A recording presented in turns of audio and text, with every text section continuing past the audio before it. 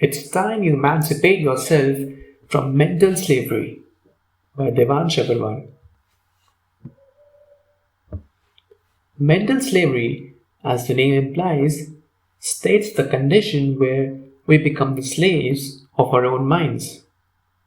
So often, we must have found ourselves in situations where we feel that we're not in control. We do things we don't want to, we feel what we shouldn't, and we lose control over our own stream of thoughts. It simply feels like even though we are in the body, in this very body, but somebody else is controlling it, and the controller is not in our own hands. All the more reasons to work in the direction of emancipating yourself from mental slavery once and for all. Now, what is mind? Mind here comprises of our memories, thoughts, the information that has been swallowed by us consciously or unconsciously. We see, think, interpret, and act based on the information which is stored in our minds right from our childhood up until now. Basically, this information is mind. When I say mind, it is not some mystical power, but plain simple knowledge and facts which we have acquired over the years. It is crucial to understand the basic terminology to actually fight back this mental slavery which is so prominent and widespread in today's world. Now there's this another thing which we can label as the nature's intelligence. You see, other animals, they take birth, eat, sleep, rest, hunt, reproduce, and continue the cycle. Most of the animals, they don't actually need a thought to do the above mentioned activities. They breathe, digest food, circulate blood without any interferences. That's the nature intelligence which is performing all the work for them. They have a pretty basic and simple language which is still at a rudimentary level to perform activities like hunting or to keep themselves from being hunted. But in the case of humans, a wide array of thoughts is interfering with this very intelligence of nature, which is why mental slavery has become so prominent and serious today. This is causing a series of endless conflicts within us, tangling us like anything. Confusion, dilemma, uncertainty, mayhem, chaos, anarchy, turmoil, instability, tumult, they all are the consequences of mental slavery only. When we are thirsty, then there we don't think about whether to drink water or not, what color should the bottle look like, or what angle should I drink water from. You simply drink it. Our ancestors too didn't think as much as we do. They had a pretty much more simple and straightforward lifestyle. Hunting, feeding, sleeping, agriculture, reproducing, that's what they mostly did. But since humankind has evolved so freaking much, our lives have become as complex as it gets. Physical slavery versus mental slavery. The basic difference between the two kinds of slaveries is that one is real while the other isn't. Physical slavery is when you are tied up from top to bottom through heavy metal chains that are curtailing your bodily movements in one kind or another and forcing you to do what your master wants, against your choices, of course. That's a real restriction. In today's world, physical slavery of this kind is almost non-existent. To combat physical slavery, needless to say, one needs physical power to fight back and free oneself. But when it comes to mental slavery, we are actually slaves to our very own thoughts. There are no external metal chains, straps, or leashes holding us back. What's really holding us back is our own imaginative mental chains where no physical power whatsoever is effective to combat this kind of mental slavery. You're attaching yourself to someone or something in your own mental world is mental slavery. Real versus real. Whenever you're morose, then that means you have become something you're actually not. You see, before you are a daughter or a sister or a mother, a wife, a friend, you are first a body who's playing all these roles. The moment you consider yourself as one of those roles solely, then that's how you fall into this enormous trap of mental slavery. But if you're crystal clear about who you are, and you have also acknowledged the fact that you are playing different roles, then that will be a big boost in emancipating mental slavery once and for all. You won't get all gloomy and dismal if you can understand the difference between being in a role and becoming a role itself. All the world's a stage, and all the men and women merely players. Even Shakespeare was pretty clear about not confusing the role you are playing with who you actually are. Can an actor actually be sad playing all the numerous characters he plays? Well, they are portraying a role where they might cry from the outside, but from the inside doesn't matter to them. They are calm and composed. And just like that, you will also continue to play your role in this game of life.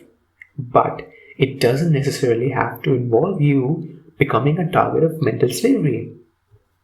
But now, don't misinterpret what I'm saying. I'm not implying that you become emotionless or impervious to everything around you. The real actors who show real emotion, they forget that they are playing a role, which is why their acts look so realistic and appealing in the first place. But it doesn't last very long. An actor can be in the role only for as long as he is on the stage or the set. Similarly, whatever role you're playing in life, you need to be completely engrossed at the moment, or else it won't look real. And everyone will call you a fake. So you gotta play the part you have fully in complete honesty and sincerity. But instead of understanding this whole game going on here, what do? We get so immersed into the role that we totally forget that who we actually are. We forget that we are playing a role in the first place, which makes us a target of, yeah, you guessed it, mental slavery. So now comes the $1,000,000 question. How to get out of this mental slavery? Well, the first step to combating this is to believe that mental slavery can be fought off. If you keep believing that slavery is inevitable or I can't possibly escape it no matter what, then my friend, no matter how many articles you read or how many books you go through or how many audios you listen, you will always be a slave. So once you believe this, and not just for show, but actually that mental slavery is a war that can be won, then comes the second step, understanding. You need to understand the game you're playing. This is the only way. No amount of power, money, name, or fame can free or emancipate you from mental slavery but your own understanding. Understanding develops from questioning. Questioning your own beliefs, your outlooks, your thoughts, your desires, your everything. Our life is actually just like an alternating current. We keep on juggling between these two states of elation and depression. First, we become super happy with someone or something, and the very next moment, we turn all blue. It's like a merry-go-round that doesn't stop and keeps on going forever and ever. It's about time we question what sorrow actually is. We never tend to stay with it patiently, and instead we keep running from it all our lives, which is why it keeps on disturbing us. Whenever sadness strikes, we run towards the state of euphoria, but it ultimately runs out and doesn't last for as long as we want. The goal of this article isn't to make sadness vanish into a puff of smoke. It's rather to understand what it actually is. The next time you become sad or gloomy, say to yourself, alright, give it your best shot. I'm not afraid of you. Bring it on. Let me see who you are and what you can do.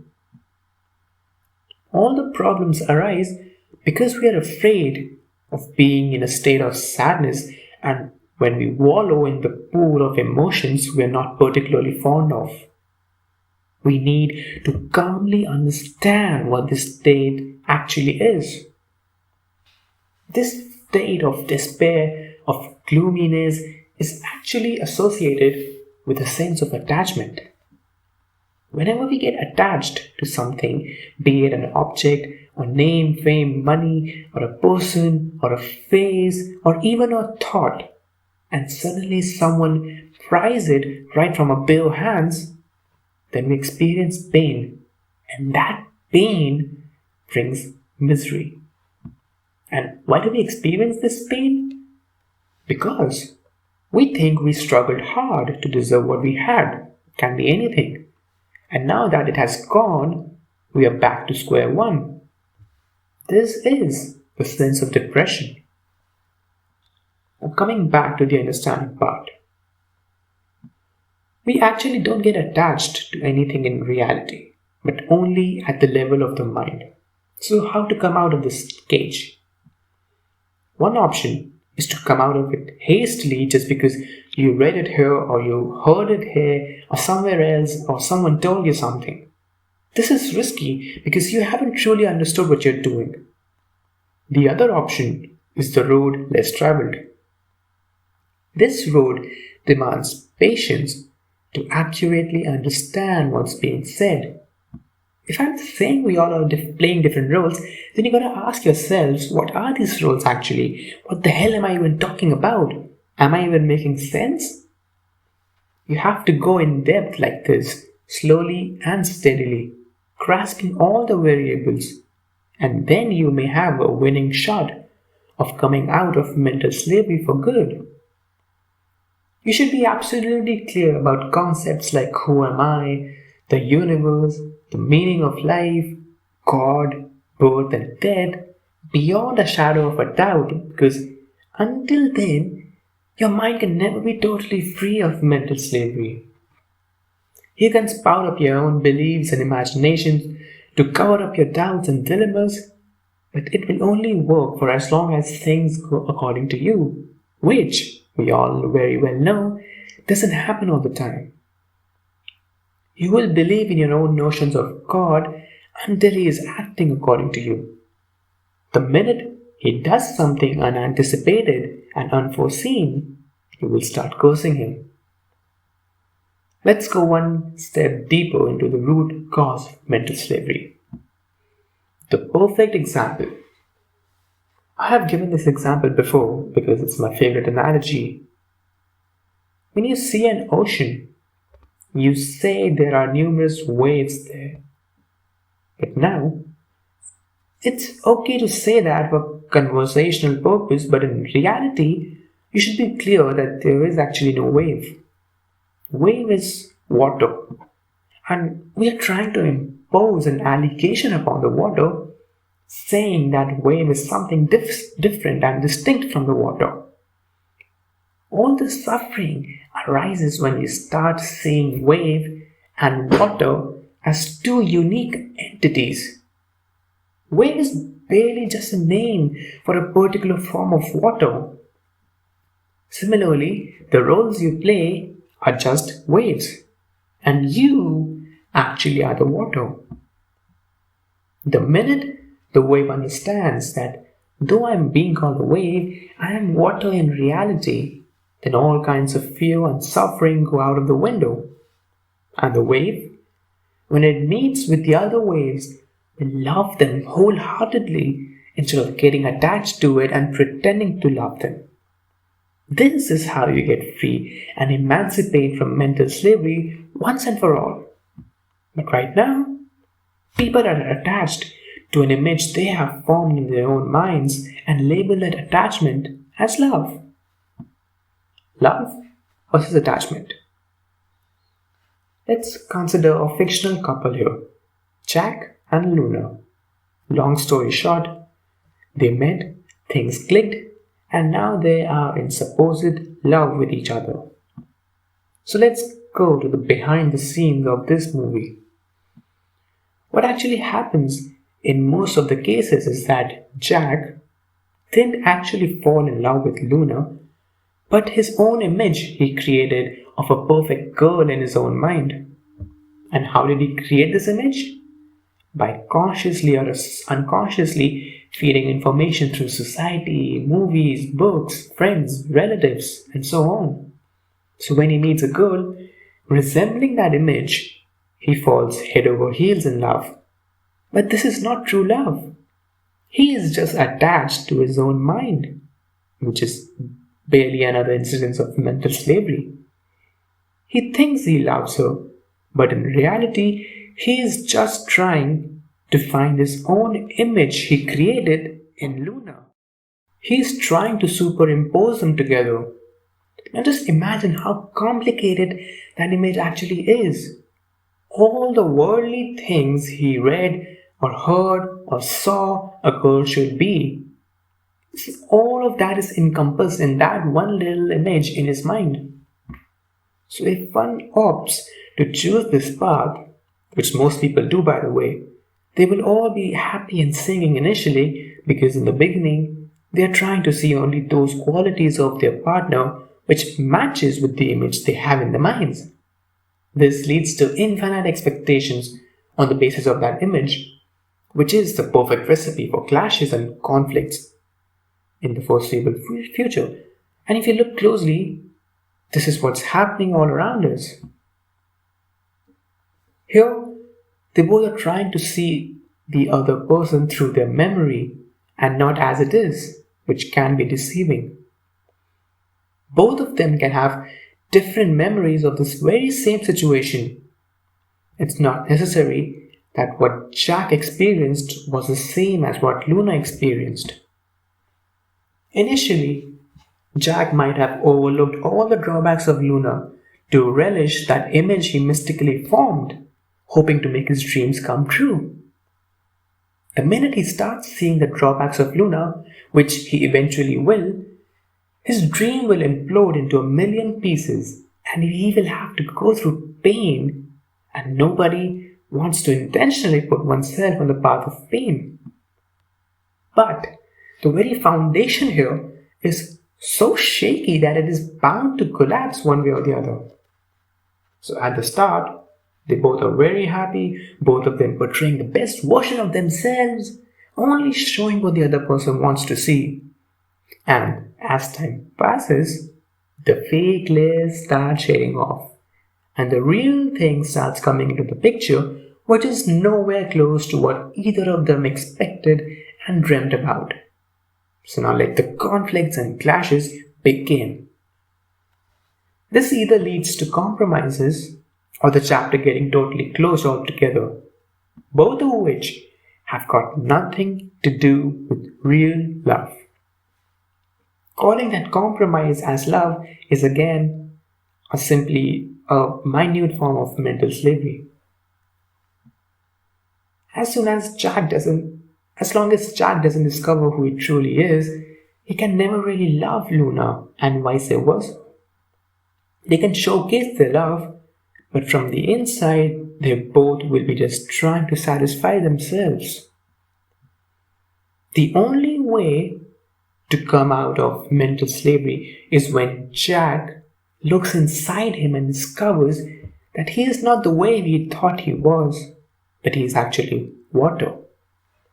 Similarly, when he looks inside Luna, he will again find out that even she is not what she thinks she is. And now, when he will look at her, he will be actually looking at a reflection of his own self because they both are water. This will lead to a sense of fulfillment, the feeling of true love. When Luna becomes a part of Jack himself, and that is when you're actually in love. Now there will be no more clashes or fight because you're actually in a relationship with a part of your own self. And you don't just break your teeth when they bite your own tongue, do you now?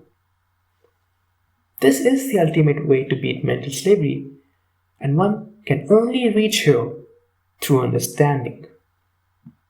Thank you very much.